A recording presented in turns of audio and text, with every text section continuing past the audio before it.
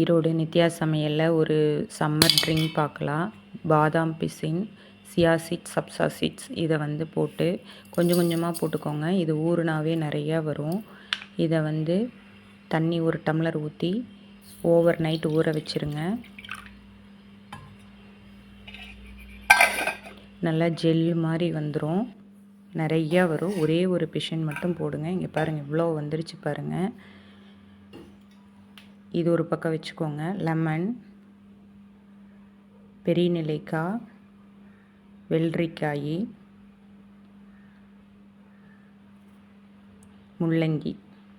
முள்ளங்கியெல்லாம் தோல் சீவி கட் பண்ணி எடுத்துக்கோங்க. சின்ன சின்னதாக இது மாதிரி க்யூப் சைஸாக கட் பண்ணிக்கோங்க. ரவுண்டு சைஸாக கட் பண்ணிக்கோங்க. லெமனை புழிஞ்சுக்கோங்க. சர்க்கரை கொஞ்சம் எடுத்துக்கோங்க. சர்க்கரை வேணுங்கிறவங்க சேர்த்திக்கோங்க, இல்லைன்னா சர்க்கரையை அவாய்ட் பண்ணிக்கோங்க. குளுக்கோஸ் கூட சேர்த்திக்கோங்க, நல்லாயிருக்கும் சம்மருக்கு.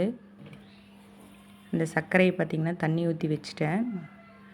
அந்த காயெல்லாம் போட்டு அடிச்சிட்டேன். இந்த பாதாம் பிசின் பார்த்திங்கன்னா வாயில் படும், அதனால் நான் கொஞ்சம் அதை அரைச்சிக்கிறேன். நீங்கள் முழுசாக போட விருப்பம்னா போட்டுக்கோங்க. பாதாம் பிசின் பார்த்திங்கன்னா அது பெருசு பெருசாக இருக்கும்.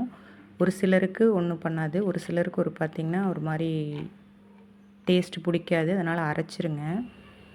இப்போ அந்த அரைச்ச எல்லாத்தையும் வடிச்சிருங்க. பாதாம் பிசின் வடிக்க முடியாது, அதனால் அதை தனியாக அரைச்சி சேர்த்திக்கிட்டேன். சர்க்கரை தண்ணிக்குள்ளே எல்லாத்தையும் சேர்த்திட்டு ஐஸ் க்யூப் போட்டு குடிச்சு பாருங்கள். செம்ம டேஸ்ட்டாக இருந்துச்சு. நீங்களும் குடிச்சு பார்த்துட்டு கமெண்ட் பண்ணுங்கள்.